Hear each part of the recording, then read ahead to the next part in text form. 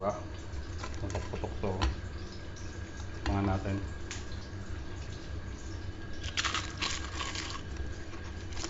This could be us. So back to what I was saying. Could be us.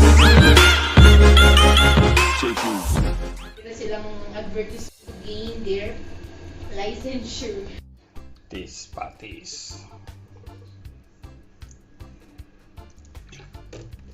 Paminta, black pepper.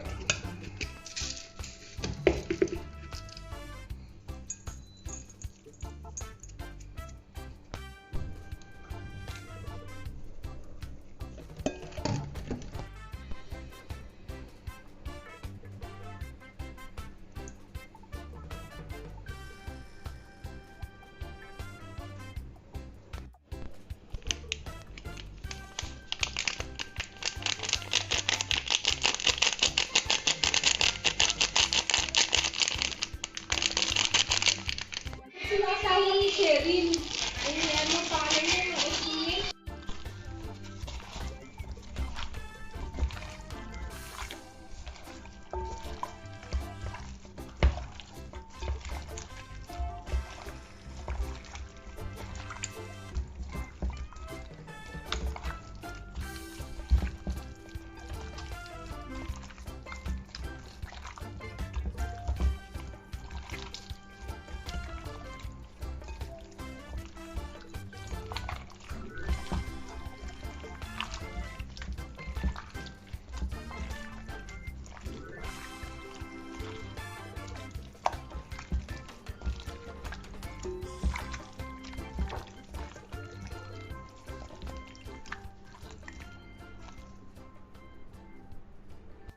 Chicken stock powder. Ayan.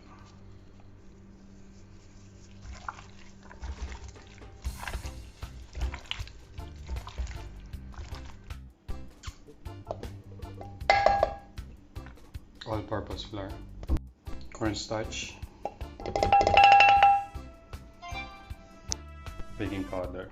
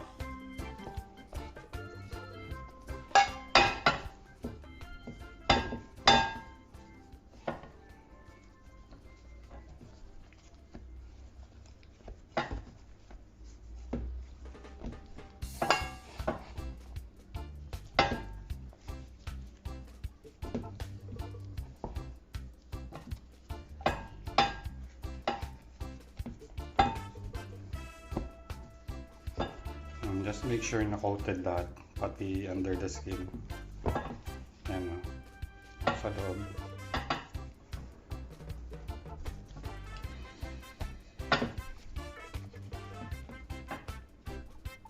So yun na yung chicken natin. So ito is flour lang ginamit natin. Wala na iba.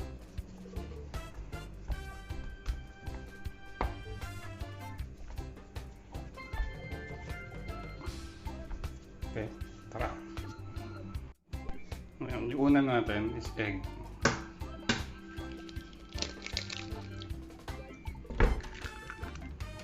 So ito yung unang ano natin, experiment natin. Babagsak natin siya sa egg. Tapos yung isa, plain flour. And then yung isa, wet butter. Tira natin flour dun sa balat mixture natin. Lagyan natin siya ng tubig. Hintayin natin siya medyo malabnaw. Hindi sobrang thick, hindi rin sobrang labnaw. Check natin yung consistency niya.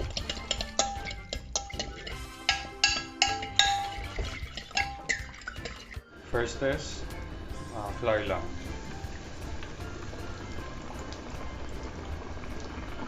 Next experiment is yung flour chicken natin to egg, then direct to fryer.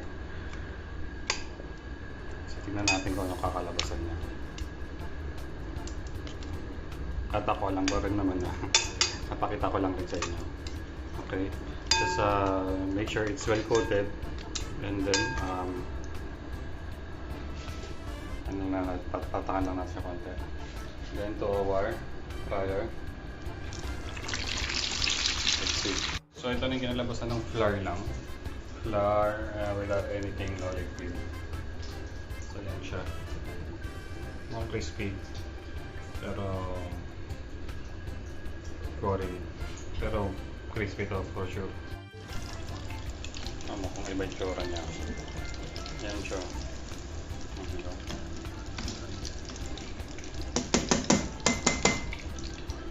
So our third experiment guys, yung flour natin, flour water mixture.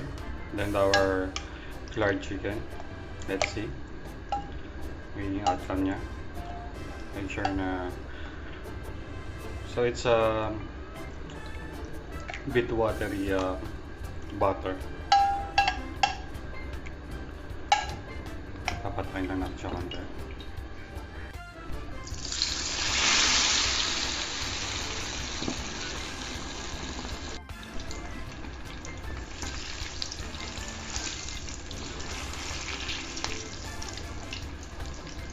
So ito yung ano natin. Yung crispy rin siya, may putok-putok.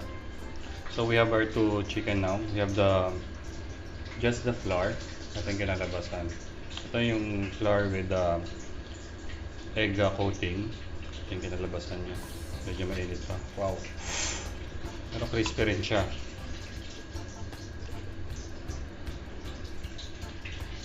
Last experiment natin. Yung flour water. Halo na natin yung egg. So it will be 4 na. 4 kinds of chicken yung testing natin.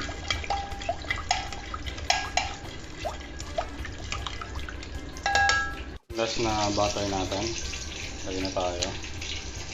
Ang gagawin natin, ito is flour with egg na siya.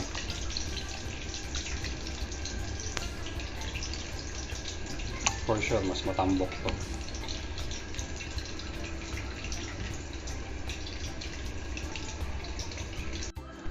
Okay, last na tayo. Last sample natin.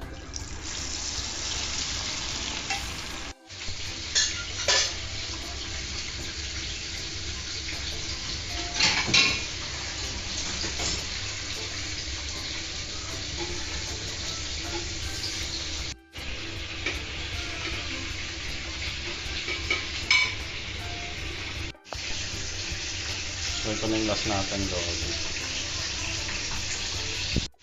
So tatlo na lang. At kinain na ni Commander yung bola. Dahil lang na. So ito na siya mga lodi. Ito yung flour and egg coating. So goods pa siya. Crispy siya but may konting lambot din. Pero siguro lasa na ito, mas okay ito kasi may egg. Ito naman yung flour, then wet butter, light butter, crispy siya, okay din, goods.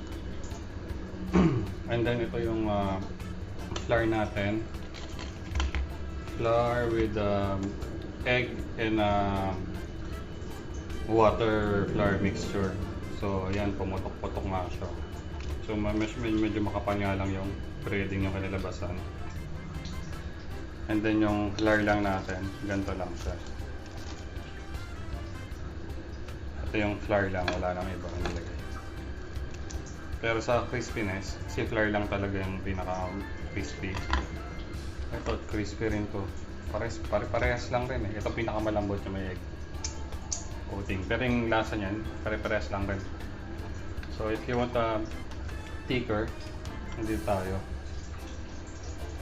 Sa pag ginagamit naman mo siguro mga pang sauce, yung mga kokot mo siya ng sauce, doon tayo sa light lang.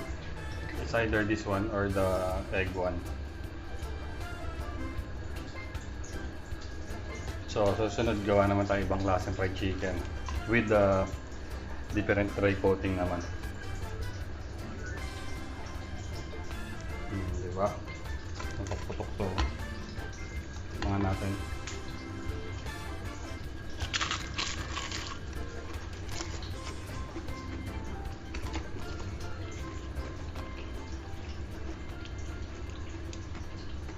Sarap.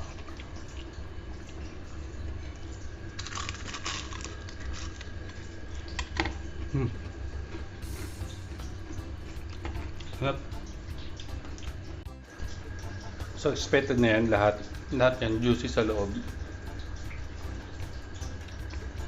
And lasa nila pare-pares lang rin. Yun nga lang, pagka pinagkaiba niya is yung crust. Doon tayo yun yung experiment natin today, yung different kind of crust. At napakaraming klase ng crust. Tingnan ulit.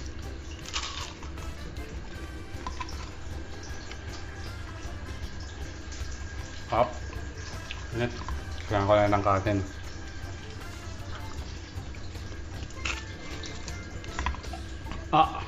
Hey. Oo.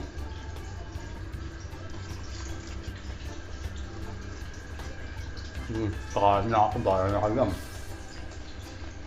Plus na lang.